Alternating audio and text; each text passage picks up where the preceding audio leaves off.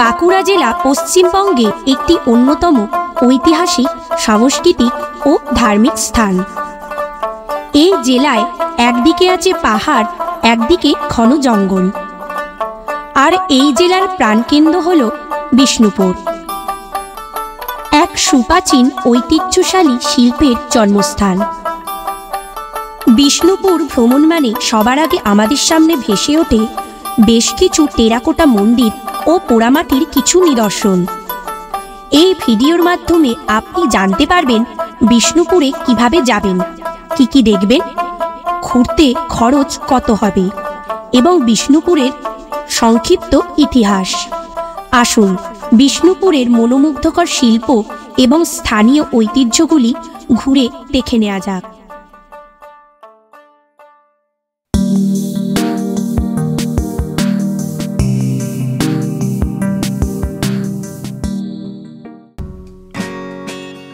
নমস্কার বন্ধুরা, আমার প্রিয়াস রং ট্যুরস চ্যানেলে সবাইকে স্বাগত।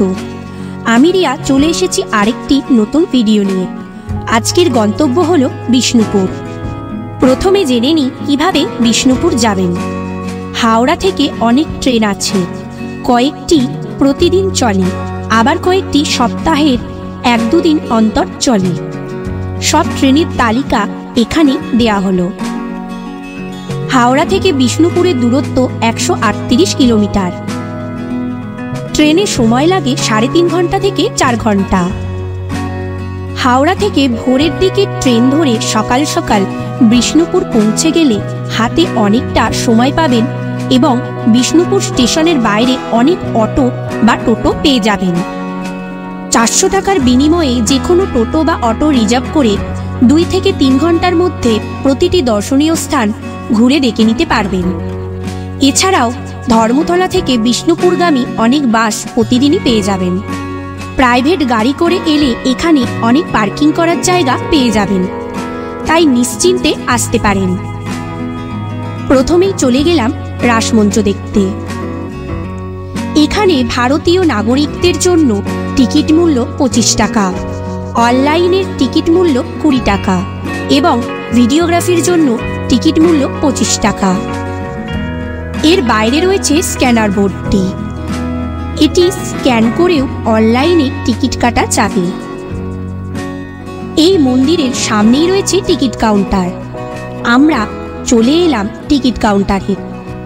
মাথাপিছু 25 টাকার বিনিময়ে রাসমঞ্চ ঘুরে দেখে টিকিট যত্ন করে রেখে দেবেন। অন্য মন্দিরে প্রবেশ করার সময় এই একটি টিকিট দেখালেই হবে।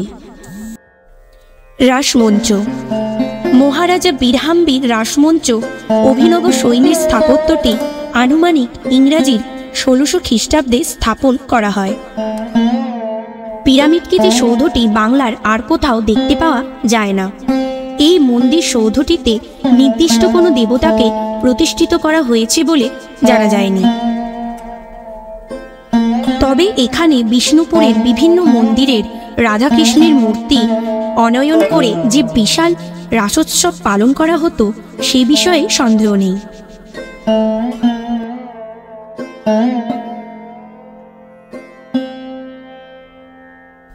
এই রাসমঞ্চটির মতো অভিনব ইমারত কেবলমাত্র 2 বঙ্গেই নয়, সমগ্র ভারতবর্ষে বিরল। এটি বিষ্ণুপুরের গৌরব।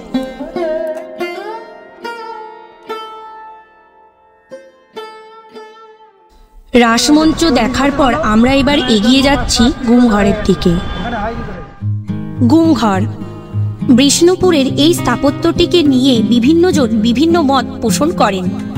কেউ বলেন হত্যাকূপ, কেউ বলেন রাজাদের শস্যাগার, আবার কারো কারো মতে এটি বিশুদ্ধ জলের আধার। গুমঘর দেখে এখন আমরা চলে এসেছি জোড়বাংলা মন্দির দেখতে। বিষ্ণুপুরের সর্বশ্রেষ্ঠ মন্দিরগুলির অন্যতম এই মন্দিরটি। এটি কেষ্টরায় মন্দির নামেও পরিচিত।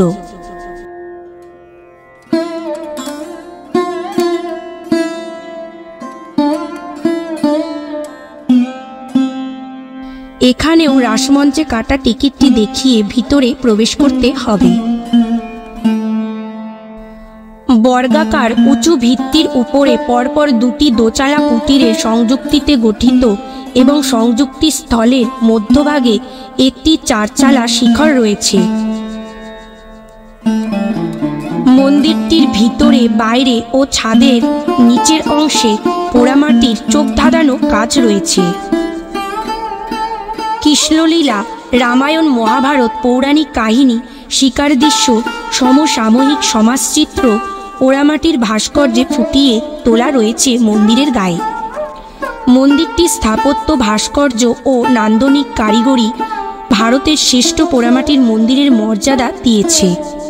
এই জোড়বাংলার মন্দিরের সামনে রয়েছে বেশ কিছু দোকানপাট, যেখান থেকে আপনারা পোড়ামাটির কিছু নিদর্শন সামগ্রী কিনে নিয়ে যেতে পারেন। এই জোড়বাংলা মন্দিরের অপোজিট সাইডেই রয়েছে রাধেশ্যাম মন্দির। টোটোতে না উঠে আমরা কিছুটা হেঁটে গিয়ে চলে এলাম রাধেশ্যাম মন্দিরে।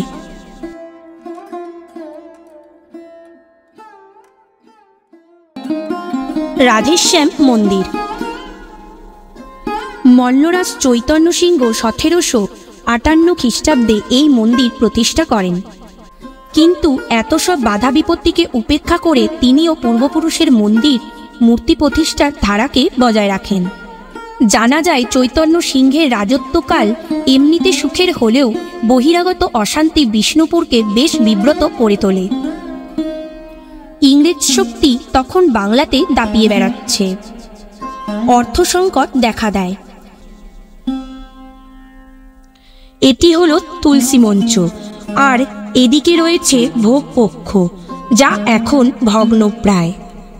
মূল মন্দিরটি ল্যাটেরাইট পাথরে নির্মিত হলেও মন্দিরের পাঁচিল, প্রবেশ তোরণ, ভোগমণ্ডপ, ভগ্ন নাদ মন্দির ও তুলসী মঞ্চ সবই ইটের তৈরি।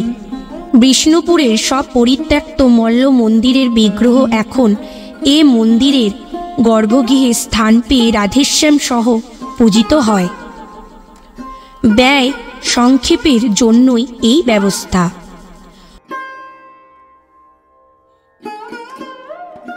রাধেশ্যাম মন্দিরের পাশেই রয়েছে মহারাজ বীরহাম্বীর উদ্যান। ভিতরে প্রবেশ করে ডান দিকেই চোখে পড়বে টিকিট কাউন্টার। এখানকার টিকিট মূল্য জনপ্রতি 5 টাকা করে। এই বাগানের পরেই রয়েছে লালজি মন্দির। চলুন আমরা সেই দিকেই এগিয়ে যাই।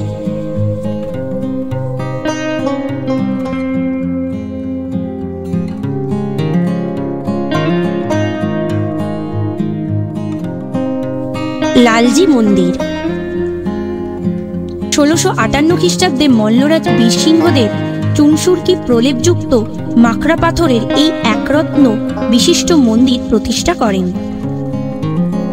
চতুর্দিকে প্রাচীর বেষ্টিত মন্দিরটি পর্যটকদের দৃষ্টি আকর্ষণ করে। এই লালজি মন্দিরের পাশেই রয়েছে পাথরের দরজা বা গড় দরজা।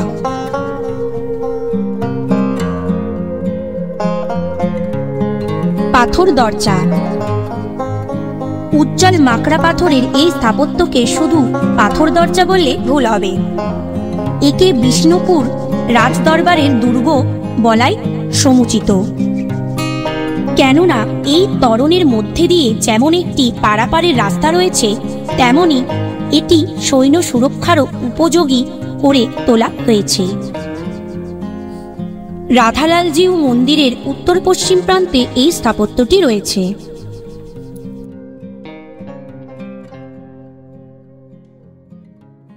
পাথরের দরজা দেখে টোটো করে চলে এলাম শ্যামরাই মন্দির দেখতে। এখানেও রাসমঞ্চে কাটা টিকিটটি দেখিয়ে ভিতরে প্রবেশ করতে হবে। শ্যামরাই মন্দির।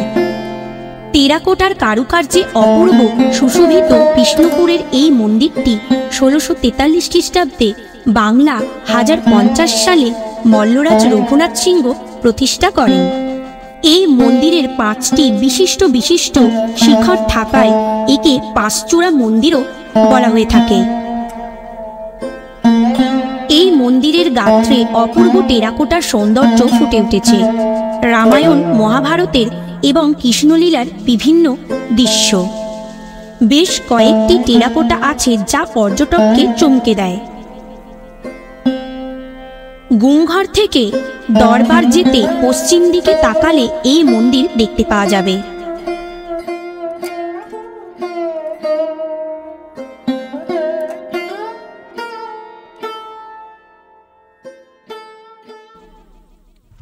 শ্যামরাই মন্দির দেখে এবার চলে এলাম দলমাদল কামান দেখতে।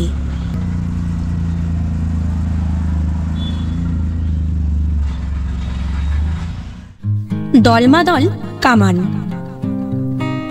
এই কামানটি আনুমানিক ১৬ শতাব্দীর দ্বিতীয়ার্ধে তৈরি হয়েছিল বলা যেতে পারে। এই সময় থারিমল্ল ও বীরহাম্বীরের রাজত্বকালে বিষ্ণুপুর গোটা ভারতবর্ষের রাজনৈতিক ইতিহাসে একটি গুরুত্বপূর্ণ ভূমিকা পালন করেছে। যাই হোক, ১৭৪২ খ্রিস্টাব্দে মারাঠা সর্দার ভাস্কর পণ্ডিত যখন বাংলা লুট করার সময় বিষ্ণুপুরে হানা দিয়েছিলেন, তখন এই কামান ব্যবহার হয়েছিল বলে কথিত আছে। দলমাদল কামান দেখে এরপর চলে এলাম নন্দলাল মন্দিরে। মাকড়া পাথরের একটি শিখর বিশিষ্ট মন্দিরটি আনুমানিক সপ্তদশ শতাব্দীর তৃতীয়ার্ধে নির্মাণ হয়েছিল বলে মনে করা হয়। মন্দির প্রতিষ্ঠাতার এবং প্রতিষ্ঠার সাল তারিখের কোনো উল্লেখ নেই। ঢালু ছাদের উপর একটি শিখর বর্তমান। ছিন্নমস্তা মন্দিরের পূর্ব দিকে কালাচাঁদ মন্দিরের রাস্তায় যেতে বাম দিকে পড়ে এই নন্দলাল মন্দির। তারপর চলে এলাম জোর শ্রেণীর মন্দিরে। তিনটি মাকড়া পাথরের মন্দিরকে নিয়ে এই চোর মন্দির শ্রেণী অবস্থিত। এই তিনটি মন্দিরই মল্লরাজ গোপাল সিংহের দ্বারা ১৭২৬ খ্রিস্টাব্দে প্রতিষ্ঠিত হয়।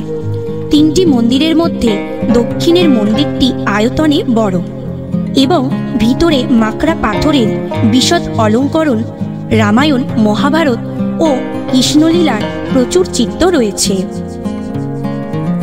এই মন্দির চত্বরেই বর্তমানে শুরু হয়েছে পোড়ামাটির হাট। ছিন্নমস্তা মন্দিরের দক্ষিণ পূর্ব কোণে জোর মন্দির শ্রেণী লক্ষ্য করা যায়। এরপর চলে এলাম মদনমোহন মন্দিরে।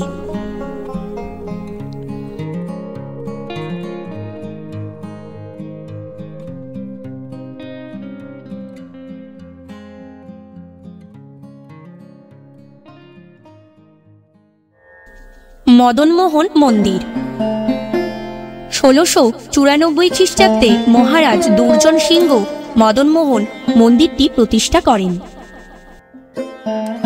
বাংলা চালের ছাদে একটি শিখর বিশিষ্ট ইটের তৈরি একরত্ন মন্দিরগুলির মধ্যে এই মন্দিরটি সেরা। চারিদিকে ইটের তৈরি উঁচু দেয়াল। মন্দিরের দক্ষিণে একটি ভগ্নপ্রায় কীর্তনশালা অবস্থিত। মন্দিরের দেওয়ালে টেরাকোটার কাজ দেখবার মতন। পুরাণ ও কৃষ্ণলীলার বিভিন্ন বিষয়বস্তু ফুটিয়ে তোলা হয়েছে। এবার আমাদের বাড়ি ফেরার পালা। আমরা ফিরছি জয়পুর ফরেস্টের মধ্যে দিয়ে। এর সঙ্গে ভিডিওটা আমরা এখানেই শেষ করছি। ভিডিওটা যদি ভালো লাগে আপনারা আপনাদের মতামত কমেন্টে অবশ্যই জানাবেন এবং একটি লাইক ও শেয়ার করে দেবেন। আজকের ভিডিও এই পর্যন্তই। দেখা হবে পরবর্তী ভিডিওতে।